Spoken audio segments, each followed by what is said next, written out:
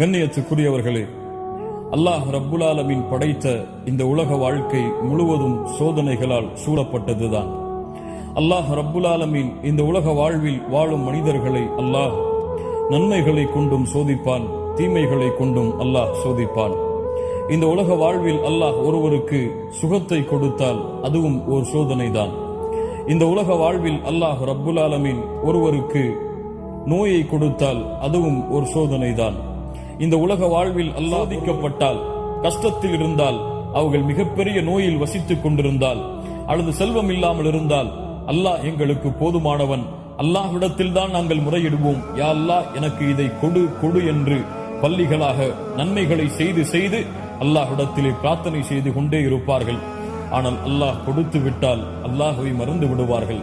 அல்லாஹ் கொடுத்து விட்டால், மூமின்களே, சோதனை வந்தால் பொறுமையை கையாளுங்கள்.